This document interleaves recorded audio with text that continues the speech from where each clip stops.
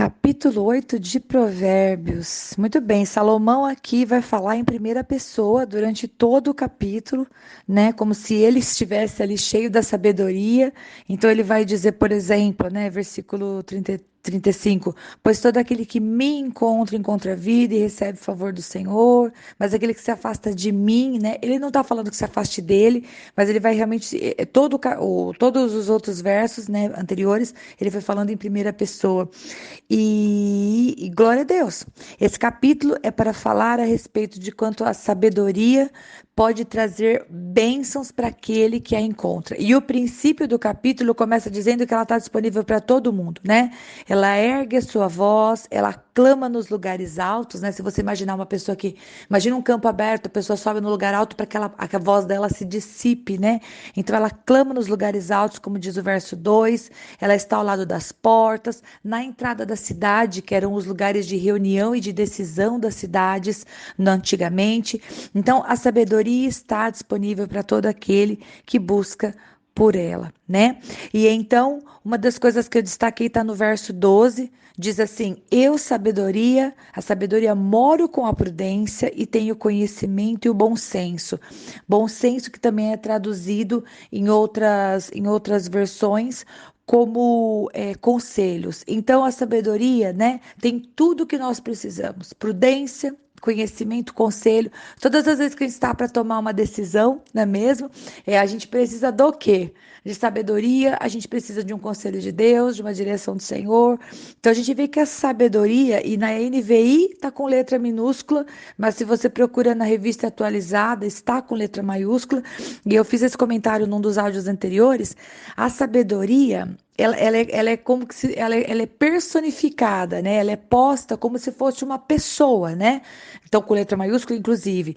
E atua, né? Você vê que ela é posta como um verbo ativo de Deus, né? Alguma coisa que existe, que está vivo, que tem vida em si, que pode trazer benefícios para quem a encontra, né? Ela tem boca, ela clama, ela chama, ela aconselha, né? Depois, mais para frente, a gente vai dizer assim, ó. Verso aqui 18. Comigo está riquezas e honra, prosperidade e justiças duradouras. Verso 21. Concedendo riqueza aos que me amam. Então ela é personificada de uma maneira que parece que ela pode até conceder coisas. Então, embora seja falado no feminino, né, nós sabemos que a personificação, né, do verbo de Deus, né, a pessoa que é o verbo de Deus no Novo Testamento é Jesus Cristo, né, que se fez carne entre nós.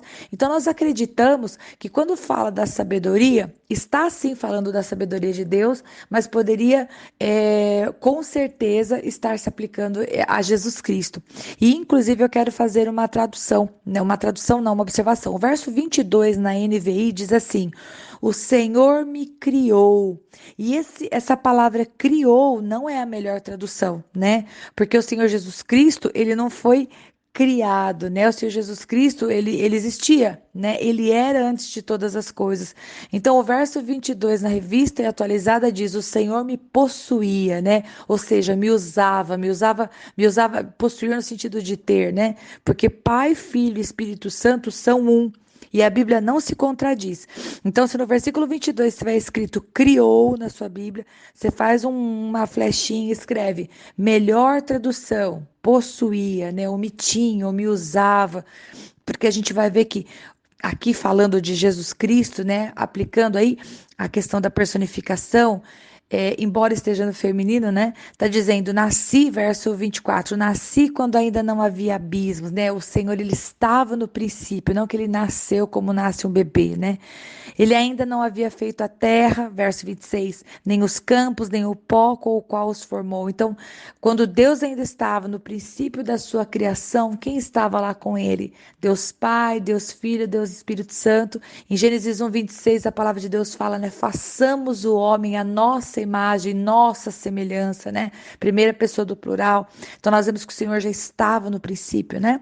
E aí vai discorrendo durante todo o restante do capítulo nesse tom, né? Quais são as recompensas? Verso 18: as pessoas que buscaram a sabedoria receberão riquezas e honra, né? O fruto, verso 19, o fruto do sábio, né, é mais precioso do que o ouro e a prata. Verso 32 e 34, os sábios eles são abençoados. E verso 35, os sábios encontram a vida. Então nós temos que buscar a sabedoria com tudo que nós temos. E nós já aprendemos, né? A sabedoria vem de ouvir a palavra, ouvir a voz do Senhor.